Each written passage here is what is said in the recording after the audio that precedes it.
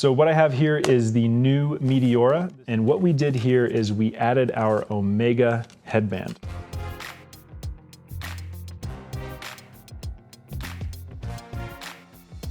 So the Omega headband is named after the Greek letter that it sort of resembles here. And the idea here is that if you're a long-haired mountain athlete, if you're pulling your hair into a low pony, it gives you a nice notch so that you can keep your hair up off your neck, but you don't have to pull your pony through a gap in the helmet every time you want to take it on or off. So that's the Omega headband, and that's what makes this a really great choice for long-haired mountain athletes. It is in one size, which is the size small medium of the Meteor. And we'll make a real quick point here that it actually adjusts to a slightly larger minimum size than the minimum size of the Meteor. And the reason for that is where on the Meteor helmet, on the small medium, you can get the adjustment all the way down to the center of that harness strap. On the Meteora, this Omega headband means that you can't quite get those last couple centimeters. A lot of women will prefer this fit in this particular helmet. Let's go over a little bit of the details that make the Meteora and the Meteor a better choice than a lot of the helmets on the market. On all Petzl sport helmets, you get your top and side protection. When you get your UIAA climbing test for a helmet, what they do is they drop something directly on the top of the helmet, and then they pivot it about 15 degrees and they drop another thing on it. Petzl noticed, after watching a lot of people fall and after taking a lot of falls ourselves, we're seeing a lot of impacts to the back of the helmet on the edge there, to the side of the helmet onto the edge, and on the front of the helmet. So we developed this in-house proprietary test where we're also testing our sport helmets for impacts to the side, to the back, and to the front. So you'll see this enhanced top and side protection on all Petzl sports helmets. What it means is that it's passed that extra Petzl test, and we've engineered it specifically to be able to offer a certain level of protection in that lower area. What I'll add there is that there is an EN test and there is a UIAA test for helmet certification. And for our top and side protection test, we take the lower of those two requirements. So there's a kilonewton requirement for one of them that's a bit lower than the other one. And that's the kilonewton requirement we use on the side and the back and the front. It's a significant kilonewton number that it has to absorb. And really the question is, it's a significant reduction in force that the inside of the helmet has to feel. So part of the reason that we can get that level of protection is that on all our helmets, we extend it down a little bit further so that foam comes down. And on helmets where there's a shell outside the foam, the shell is matched by foam inside the whole way down. So the other bit of enhanced protection we offer with the new Meteora, it exists on the old Meteor and the new version of the Meteor, as well as the Sirocco, is this dual certification for climbing and ski touring. And this requires a little bit of explanation here. So when you go skiing at a resort in America, you need a certain level of protection from your ski helmet. This is not that certification. We don't hit that EN 1077 alpine ski helmet certification. However, when you go ski touring in America, you're on your way up, you're exerting yourself, you're sweating a lot, you have objective dangers, you might run into something. On the way down, you have very similar dangers to what you see skiing or mountaineering at a resort. And so we approached the CE and we said, hey, we think that there should be some standardized language about what constitutes a safe touring helmet. We developed some information with them, we built our helmets to spec, and so the result is that the Meteora, the Meteor, and the Sirocco all get this CE ski touring helmet certification. In various countries, they call that a different thing. The tricky thing is I think in Europe, when you go ski touring, they call it alpine skiing. And in America, when you go to a ski resort, they call it the alpine skiing helmet certification. So you just want to be careful. This is for skinning up and skiing down, and it's for ski mountaineering and that sort of thing. And it is not necessarily going to fit in at a resort. One thing to point out is Petzl's kind of unique headlamp attachment system here. So we've got your standard clips up front. You'll notice those are probably the same as on your current climbing helmet.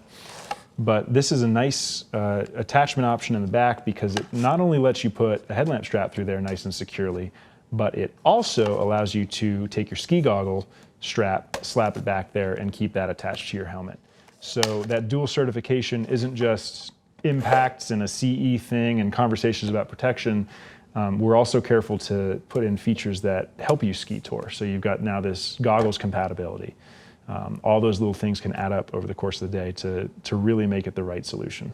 So the updates to the Meteor that we've got are in the color. We're coming out with this black trim version with the white top and an orange/red, kind of that classic Petzl orange-red color trim as well. So the same great helmet for 2022. Meteora comes out with this Omega headband, and it comes in this gray color, and it also has a purple trim option. So we're coming in at $90 for these, right around $89.95 MSRP. And the Meteor comes in a small medium or a medium large. The Meteora comes in one size, and we have a 225 gram weight on the small Meteor size and the Meteora, and we have a 240 gram weight on the large Meteor size. These helmets fit in our line in a very similar way to all the harnesses that fit in our line. There's never a good, better, best with Petzl. There's just a this use, that use, the other use. So these are your kind of hybrid helmets. They're lightweight, but they still have a lot of durability, and we'll talk about exactly what materials go into that. Let's talk about how the Petzl and the Boreo line work first. And these are very familiar helmet designs for people. You have a very hard ABS plastic shell. You have an EPS foam liner. And then inside this Boreo, you have an EPP puck that adds a little bit of extra density and absorption. What we find is that this ABS plastic shell can hold up to a lot of abuse, a lot of kind of regular wear and tear, grinding at the crag, this, that, and the other thing. And the EPP and EPS liner hybrid combination in here allows us to make a slightly shorter helmet up top, so it's a little narrower on the top of your head, but still get that extra protection from a little bit of a stiffer foam. So your Boreo, your Borea, and your Petzl, which is our kids' helmet, they get that top and side protection from an ABS shell and then this hybrid foam construction inside.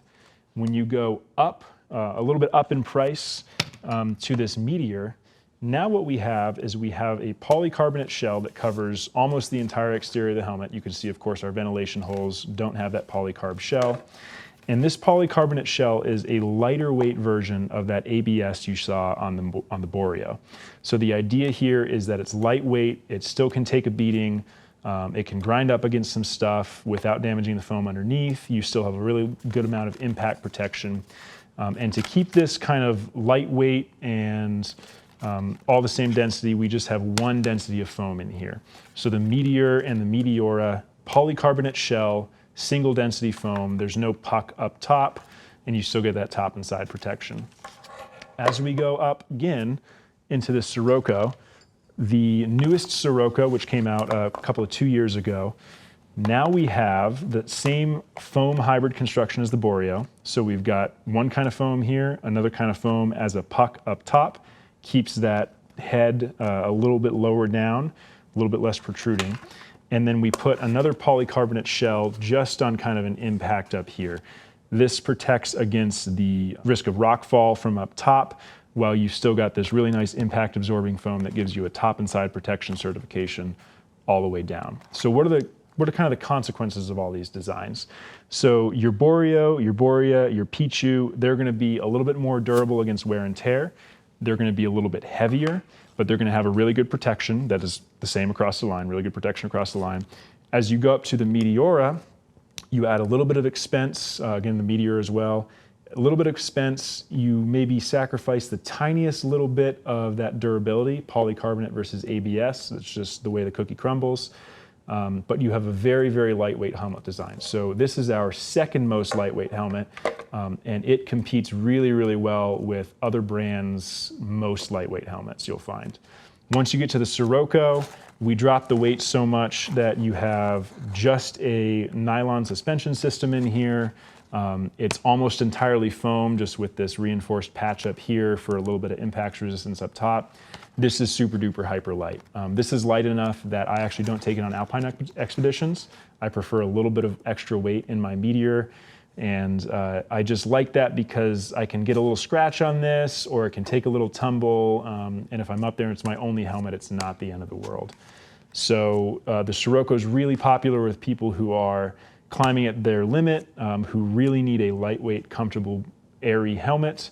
The Meteor is kind of a good middle of the line for Petzl versus where you got durability versus lightweight, but we've not made too many sacrifices either way. And then your Boreo, your Borea, your Pichu, just great pieces of kit, great helmets, going to be durable for a couple of years. They wear really well, and they come in at a little bit of a lower price point. Once you get into the Meteor, the Meteora, and the Sirocco, you get the Petzl magnet there. And so this is a polarizing, there's a good magnet pun. This is a polarizing feature. And the bad news is if that you're in like an iron-rich area, you will find that because it's a magnet and irons are ferromagnetic, that you'll get some filings here that collect. We say if you don't like it, check our website. There is a tech tip that tells you how to take a hairdryer and something pokey, heat up the metal, and just poke the magnet out. So it's nice if you're blindly fastening your strap underneath your chin, and it's great 99% of the time. But if you're in the wrong area, you can get some iron filings in there. As a final little point here, just while I've got you and we're talking about helmets, that dual certification that we talked about for the Meteora, the Meteor, and the Sirocco, that's for ski touring. Our Pichu gets a dual certification for cycling. So if you've got a little kid, and you want to take that kid climbing and cycling, the Pichu is a great choice.